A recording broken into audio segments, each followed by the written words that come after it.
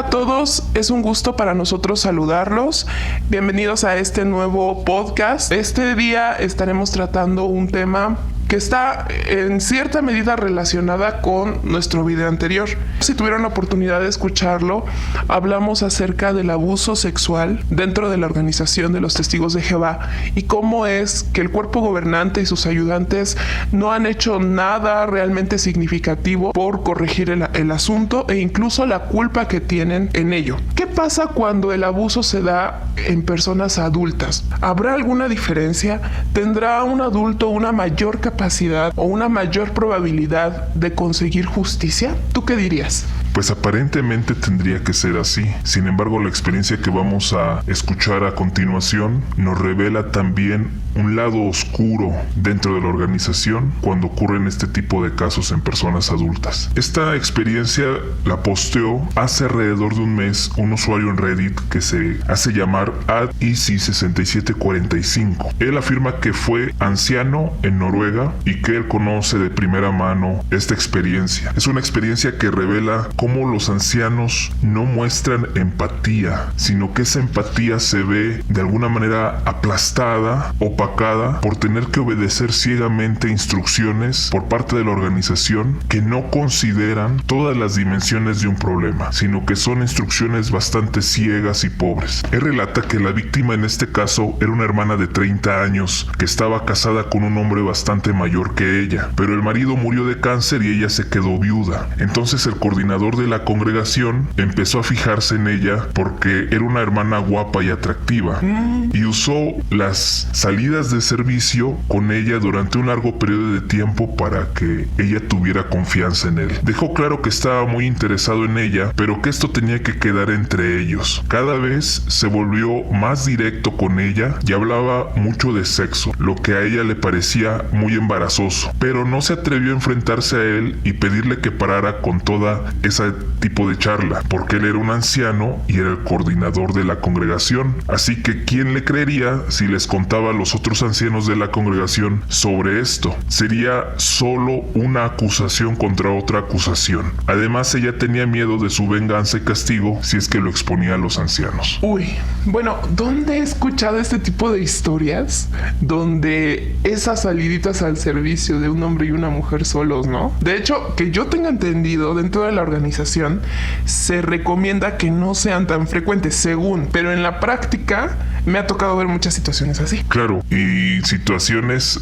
conocidas de ancianos aún estando casados que buscan a hermanas vulnerables con otras intenciones, como en este caso. Sí, así es. Y normalmente son ancianos muy honorables, diríamos. Ancianos con muchos años de experiencia, una gran trayectoria. ¿Quién va a pensar mal de estos hombres, verdad? Y como tú dices, mujeres vulnerables podrían ser a lo mejor mamás solteras, o se ha dado mucho el caso de recién estudiantes y que por lo tanto ellos dicen, bueno, no me voy a meter en un problema tan grave porque ella no va a tener la urgencia de ir a confesarse porque no se ha bautizado, no tiene un compromiso hecho. Entonces eso les da mayor confianza para buscar una entrada con ellas. Sí, es que desafortunadamente muchos testigos de Jehová tienen una opinión que es completamente errada de que alguien fuera de la organización es mentirosa y que solamente los testigos de Jehová hablan con la verdad. Entonces, si es una publicadora no bautizada, si es alguien que no se reúne, entonces podría estar mintiendo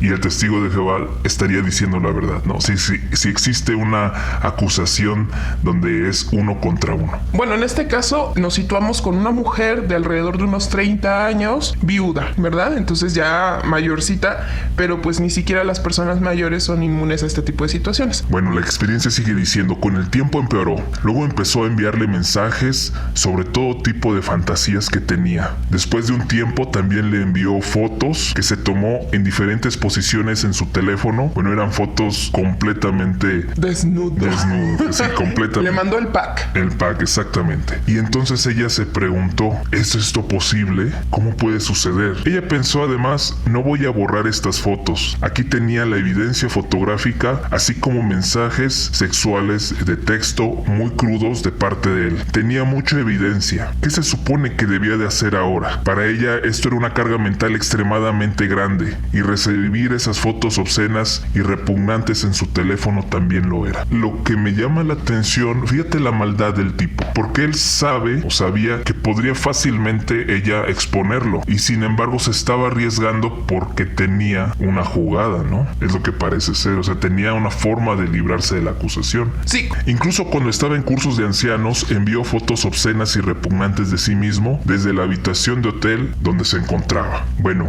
ella ya le había dicho antes que no estaba interesada en él. Sin embargo, ahora, ¿qué podía hacer ella? Las cosas empeoraron un poco más. De repente, él fue a su residencia y logró colarse en su apartamento. Y bueno, no fue un poco más, fue un mucho más. E intentó violarla. Ella no logró resistirse. Se congeló hasta el momento del acto. Ya no podía soportarlo, porque las cosas se habían llegado hasta ese punto. Ahora tenía que confiar en alguien. La pregunta es en quién podía confiar. Yo pienso que cuando te congelas es porque sabes que no hay otra salida. Pues no me imagino lo que pudo haber sentido esta mujer, ¿no? Así es. Y en esa cuestión de en quién podía confiar, el testigo de Jehová ingenuamente diría pues en sus hermanos, ¿no? En la organización, en los ancianos. Eso es ingenuidad pura. Sí. Por lo que vemos en esta historia, así como en muchas historias que han sucedido a lo largo de todo el tiempo. Vas a ir con los ancianos, y si no te escuchan, vas a ir con el viajante de mucha experiencia, y ya si no, llegas a Betel. ¿Qué error puede haber en Betel?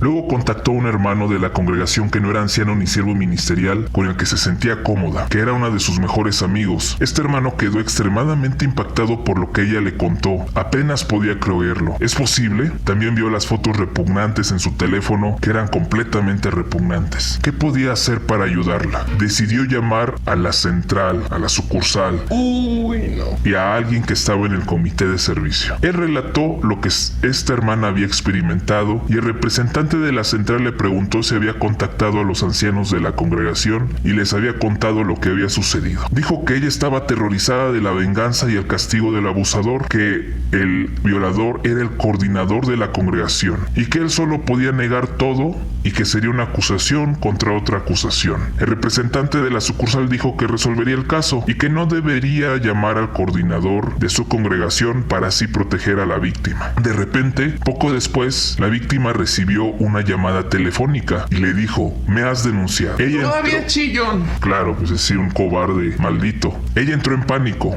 y tuvo que escapar. Ella pensó, el representante del comité de servicio la había mentido, porque le había hecho sentir que no se tenía que preocupar, que iban a manejar el asunto con mucha cautela. Que no se iba a enterar el coordinador. Sí, que no se iba a enterar, y aún así tuvo que enfrentarlo en esa llamada. Ahora ella huyó a otra congregación aterrorizada por la venganza, porque nunca podría saber cómo iba a terminar esto. Luego, contactó a los ancianos de la otra congregación a la que llegó y les contó todo lo que había sucedido. Bueno, hasta este punto voy a interrumpir ligeramente la idea para decir algo a todos los primos que escuchan este podcast, que todavía están asistiendo y que están buscando una manera de irse de la organización, pero no han podido hacerlo por muchas razones. Ya sabemos que la organización es una máquina extorsionadora y secuestradora de vidas, una fábrica de esclavos y de rehenes. Bueno, es una recomendación. Cada quien sabrá cómo actuar de acuerdo a sus circunstancias particulares. Nunca hablen con los ancianos. No les digan nada, solo desvanézcanse. La experiencia nos ha enseñado a los que hemos pasado por diferentes situaciones de este tipo. Uno tiene que resolver sus problemas por sí solo. Por más que las publicaciones digan que los ancianos son un escondrijo contra el viento y todas esas cosas, en ellos no aplica. Y cuando ustedes van a buscar a un anciano para pedirle ayuda, crean que el problema se va a aumentar al triple o al cuádruple y van a terminar mal. Y a estos ancianos, ¿qué les podríamos decir? Este tipo de gente que no sabe qué hacer si no es por las instrucciones que le da la organización, que no saben qué hacer si no es con su librí. ¿Qué les diríamos? Pues que usen su conciencia, que usen su capacidad de razonar, porque el seguir instrucciones de la organización que son cuadradas, que están limitadas, que no pueden aplicar a todo caso, los orilla a cometer una multitud de errores y a no usar su capacidad de razonar. Solo piensa en lo siguiente y los que nos escuchan en el podcast. Cada semana los ancianos dan en las reuniones un discurso, pero él preparó la información, es decir, él determinó qué textos va a usar, qué razonamientos va a utilizar, cuál es el guión que va a seguir, incluso eligió él el tema. No. ¿Y quién lo hace? Recibe una reprimenda por desviarse del bosquejo. Exactamente. Entonces, muchos ancianos, con 5 minutos antes de leer el bosquejo que la organización ya te dio, suben así. Lo hemos visto. Suben y en el mero momento están inventando lo que van a decir con lo que la organización ya les dio como guión. No están capacitados. La organización no confía en ellos porque les tiene que poner un guión, ¿sí?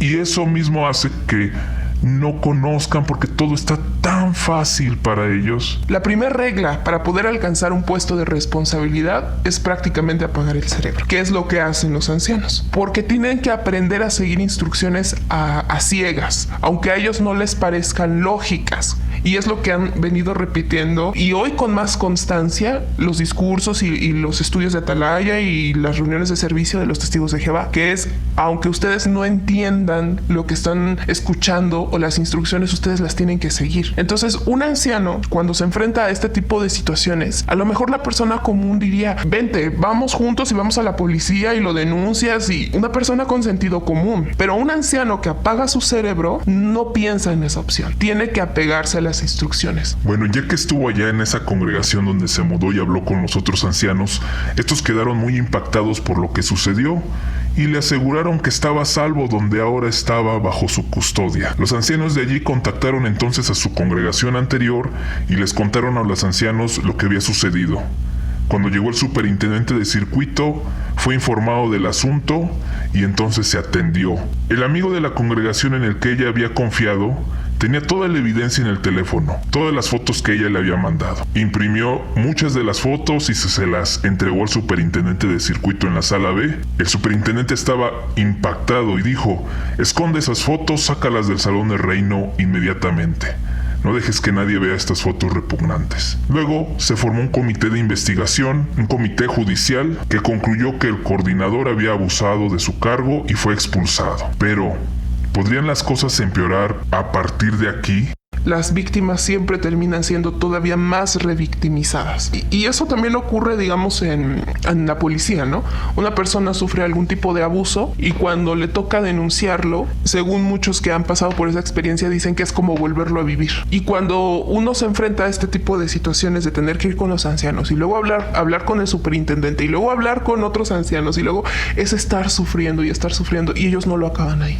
Claro. Ahora, ella regresó a casa desde la congregación a la que había huido con la promesa de que estaba a salvo, pero aún así ella seguía pensando que él podría aparecer repentinamente de nuevo y vengarse de ella. Sentía alivio de que lo hubieran expulsado, pero luchaba contra la ansiedad y la depresión, como es lógico. Para seguir adelante tuvo que denunciarlo por violación. Lo interrogaron a él, al criminal, pero lo negó todo. De todos modos, lo había denunciado por violación y eso para ella fue un alivio. Ahora la mayor parte había terminado, pensó para sí misma, pero ¿ya había terminado todo? Ahora lo que sucedió fue singularmente aterrador y lo más increíble de todo. Fue visitada repentinamente por 2 ancianos de su congregación. Querían hablar con ella sobre 2 cosas.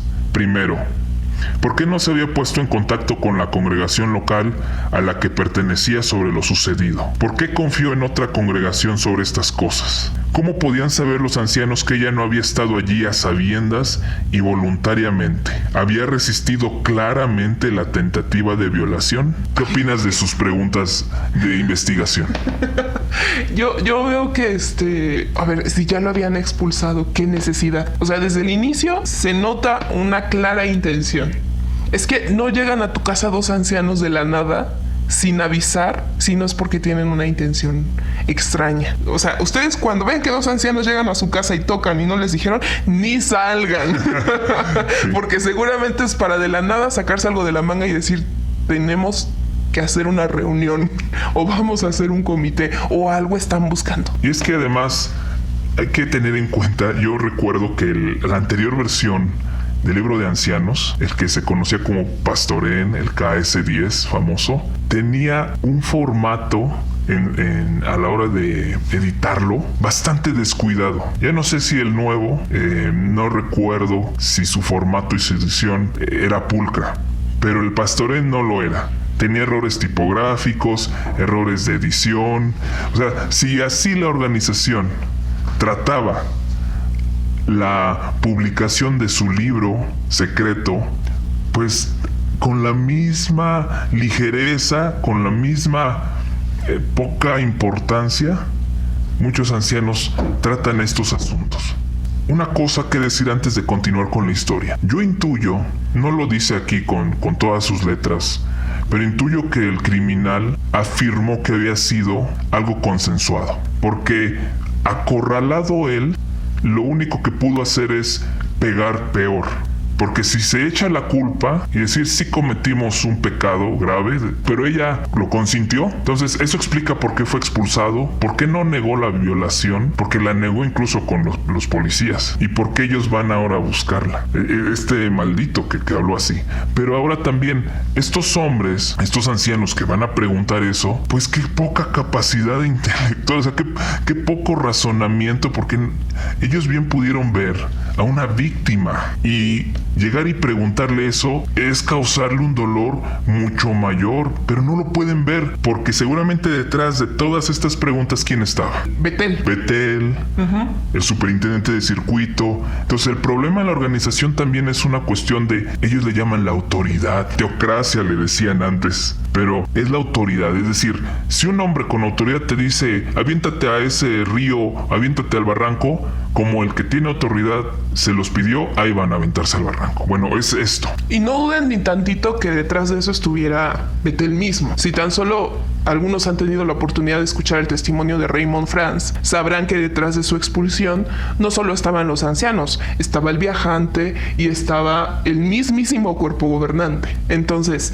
sí es posible que en muchos de los casos que están aquí, decimos no tengo pruebas, pero tampoco tengo dudas, la misma sucursal estuviera dando este tipo de instrucciones, porque como decimos, buscan la manera de ellos protegerse, y para evitar una acusación de que un anciano de la organización, es decir, de que la organización salga embarrada, pues son capaces incluso de echarle la culpa a la víctima, como lo hacen muchas personas. ¿Qué llevabas puesto? Como lo decíamos en la experiencia anterior, del podcast anterior. Bueno, pues le dijeron que se formaría un comité de investigación sobre la base de que ella misma no contactó inmediatamente a la congregación local.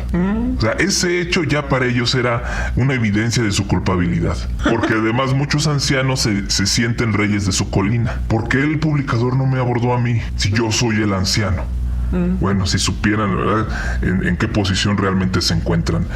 Creían que esto demostraba que quizás no confiaba en la organización, que es lo que más le importa, ¿verdad? El testigo de Jehová, su ídolo, como lo dijimos anteriormente, la organización. Que la congregación local podía resolver las cosas, o sea que no confiaba en ello, y por lo tanto no confiaba en el cuerpo gobernante. ¡Ay, las víctimas! Aquí a quienes hay que defender es al cuerpo gobernante, pobrecitos. Ahora, ella no es la víctima. Son los tipos de allá las víctimas. Sí, porque no confío en ellos. Qué triste. Entonces se van a sentir mal. Qué triste. Pero mira qué ancianos tan mentirosos también. Pues son las mañas que ellos mismos se aprenden de la organización. La verdad es que los ancianos, no todos, pero muchos de los ancianos que llevan muchos años en esos puestos, ¿por qué creen que llevan tantos años en esos puestos? Porque han aprendido la maña de estar ahí. Pues de los profesionales del engaño y la mentira, el cuerpo gobernante. De sus líderes, porque eso pasa. Ellos tienen que ser como son ellos. Y si la organización, si los mismos líderes mienten, y nosotros hemos sido testigos en sus videos, en sus discursos y todos, y sabemos la sarta de mentiras que dan y las excusas tan baratas que le presentan a los gobiernos para seguir justificando.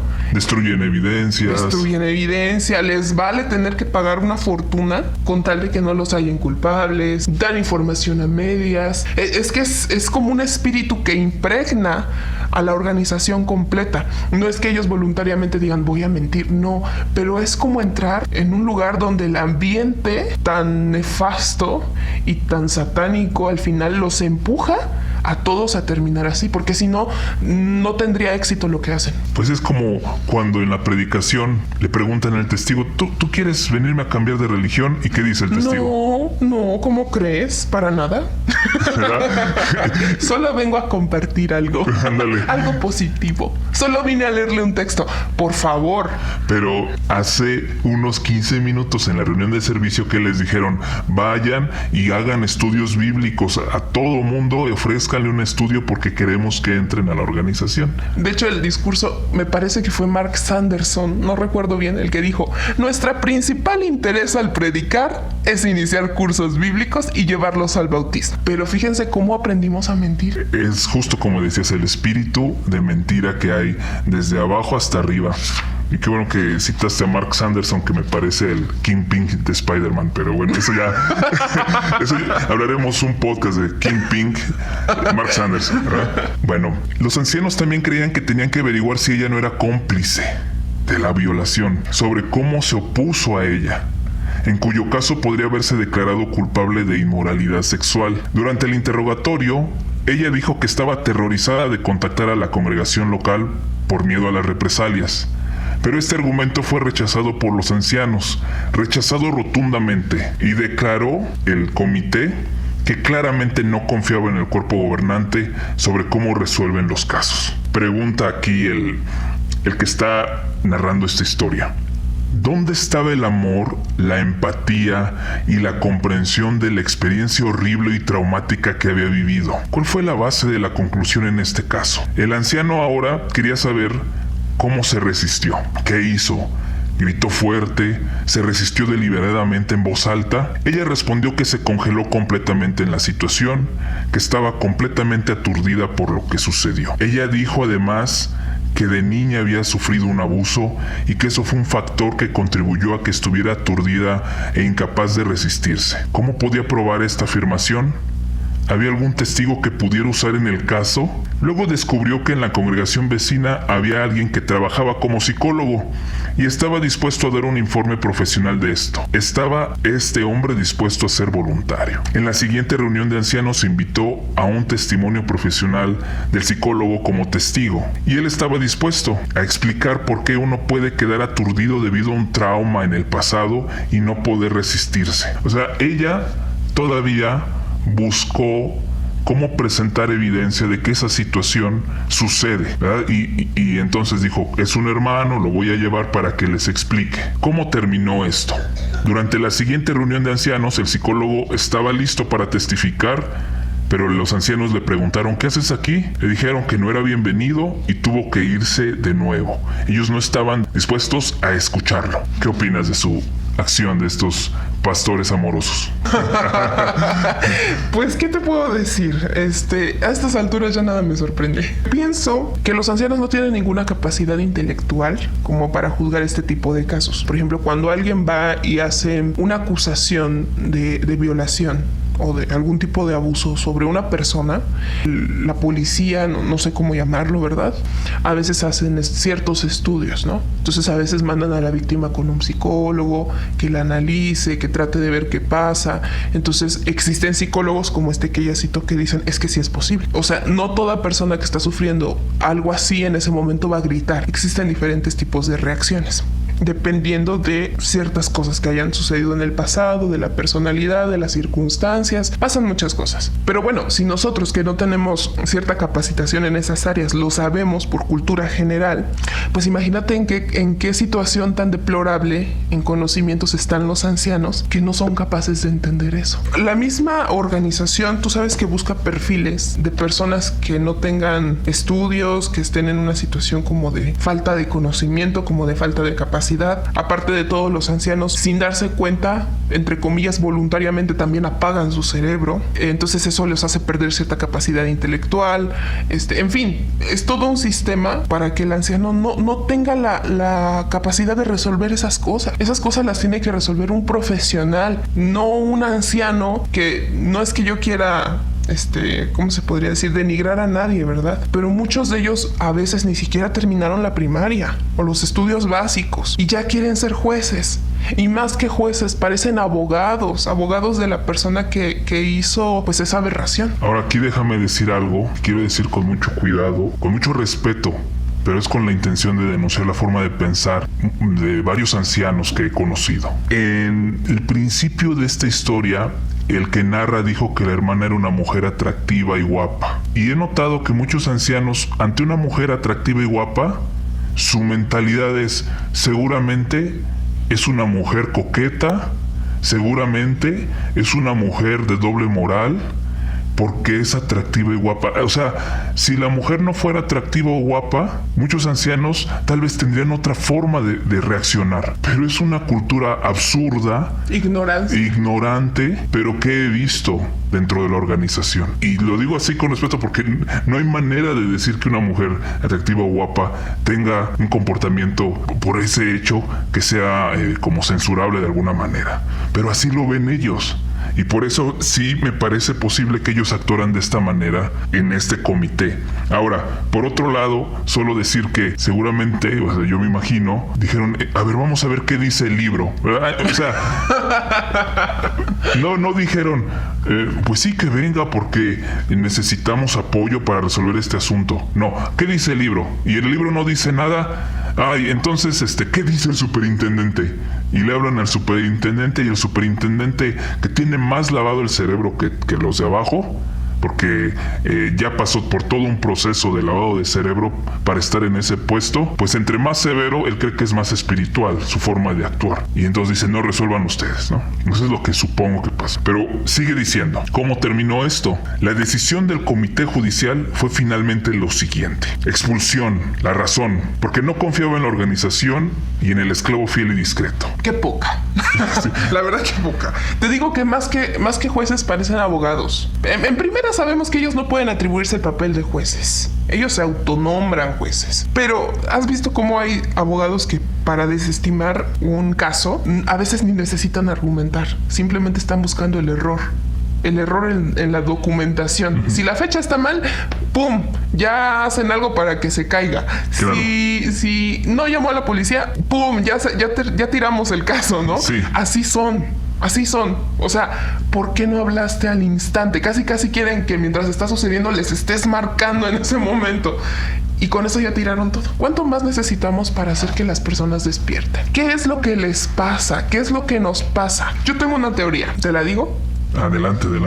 Los ojos de Stephen Son los, giran y nos están hipnotizando, ¿verdad? No lo miren a los ojos en los videos porque se lava el cerebro en automático. Claro.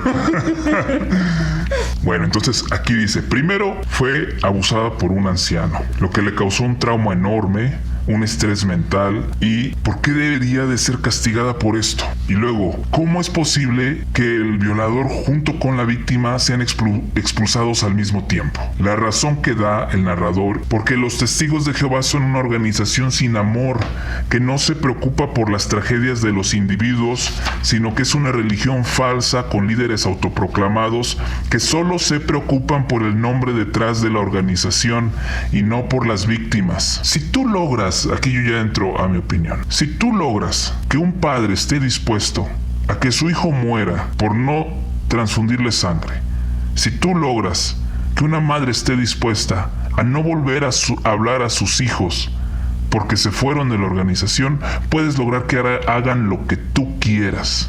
Porque a la organización le importa solo subsistir ella misma y todo el dolor y sufrimiento no les importa. Es la insensibilización. Dice la narración. ¿Y por qué los ancianos actuaron así? Porque siguen la guía del cuerpo gobernante. ¿Qué dice la atalaya sobre estos casos? La atalaya del 15 de enero de 1964 en la página 63 dice: así que de ninguna manera sería correcto guardar silencio durante una violación. Sería lo mismo que consentir la fornicación. O sea, en plena violación vas a estar pensando en lo que dice la atalaya. Claro, eso es horripilante. ¿Quiénes se creen ellos? Pero bueno, ya sabemos quiénes se creen. Se creen Dios mismo. ¿Qué pasa si uno no puede resistirse por otras razones psicológicas? Respondió la Despertad del 22 de febrero de 1984, páginas 24, párrafo 7. Dice: generalmente los violadores intentan llevar a una mujer a algún lugar aislado donde no haya gente alrededor. A veces tienen un arma y amenazan con usarla si la víctima no coopera. ¿Debería una cristiana someterse tranquilamente? No. La situación no es la misma que cuando un hombre simplemente pide dinero u otras posesiones materiales. Una mujer sabiamente le daría esto o le diría esto. Más bien le daría esto, o sea, las posesiones y el dinero. Pero el violador le está pidiendo a una persona que quebrante la ley de Dios cometiendo fornicación. En tales circunstancias, un cristiano está obligado a resistir. Así afirmó la Despertad, completamente ignorante de lo que ocurre en este tipo de circunstancias. Comparémoslo con lo que dicen los expertos. O sea, los expertos saben que hay muchísimas circunstancias, como dije hace un momento, muchísimas reacciones. O sea, ¿esto quién lo editó? ¿Quién lo redactó? ¿De qué año dices que fue? De 1984. Y no ha habido, que yo sepa, alguna actualización. Sí, esta es la misma forma de pensar que persiste para los ancianos sobre este tipo de casos. Y como sabemos, el cuerpo gobernante autoriza este tipo de artículos. Claro, pues sí, ese es su papel, porque ni siquiera su papel es escribir o redactar. Los que redactan son sus ayudantes. Les llevan los papelitos y ellos ahí en su jacuzzi, yo creo, los leen y ya firman, ¿no? Su papel es viajar por todo el mundo, hacer acto de presencia, echarse una bailadita en cada aeropuerto que llegan, tipo Samuel Herr. Ajá. Y ya. Claro. Entonces, dice el escritor, esto es una locura completa. ¿Cómo se puede expulsar a alguien si es violado y no puede gritar o resistirse? ¿Debería uno asumir entonces que la persona es cómplice en tal situación? ¿Qué tipo de competencia profesional tiene un consejo de ancianos para decidir esto cuando la mayoría de los ancianos son limpiadores de ventanas o dirigen una agencia de limpieza y solo tienen una educación primaria? Bueno, es lo que dice aquí el narrador, que fue parte de lo que comentaste hace un momento. Y no es que querramos nosotros denigrar a nadie, ¿verdad? Porque es muy legítimo este tipo de oficios. El punto es que quien limpia ventanas, pues que se dedique a limpiar las ventanas lo mejor que pueda, ¿verdad? Y quien solo tenga educación primaria, está bien, hará con su vida lo que le sea posible, o lo que pueda hacer con este tipo de formación. No se va a ir a dar una cátedra en una universidad, vamos a decirlo así. No va a estar decidiendo psicológicamente por qué actuó o no actuó una persona ante una amenaza, ¿verdad? No puede decidir eso porque no tiene la formación. Como cualquiera de nosotros, si no tiene uno esa formación, pues no puede tomar esas determinaciones, pero ellos sí lo hacen. Finalmente, cierra su comentario. Esta fue una historia aterradora de la vida real que me hizo despertar aún más como testigo de Jehová. Había estado en el consejo de ancianos con estos hermanos, ancianos locos, dijo así, durante varios asuntos de ancianos cuando pertenecía a esa congregación. Bueno, pues ahorita pensaba yo, hemos dicho sobre la falta de conocimiento bíblico, la falta de conocimiento seglar. Lo que no podemos justificar es que en los ancianos, en los betelitas, en cualquier persona que tenga un puesto de responsabilidad, no exista misericordia, no exista empatía, no exista amor. Eso no lo podemos justificar. Y no podemos decir que todo sea culpa de la influencia de la organización, porque hay testigos dentro de la organización que sí son personas empáticas, amorosas, son una minoría, pero existen. Entonces, eso no lo vamos a justificar. Eso sí podría desarrollarlo una persona, independientemente de cuántos estudios tenga, ¿verdad? Claro, y de a lo que se dedique. Sí, la comparación de una violación con un robo es una tontería, ¿no? Completa tontería. O sea, si me roban y no grité, ya yo también soy ratera. No inventes. Bueno, pues con esta clase de experiencias queremos nosotros advertirle a todos los testigos de Jehová que tengan cuidado con los hermanos dentro de la congregación y que tengan cuidado en qué dicen, qué revelan a los ancianos dentro de su congregación. Yo sé que la organización les dice a los testigos, confíen en los ancianos y no escuchen la voz de quienes le digan lo contrario.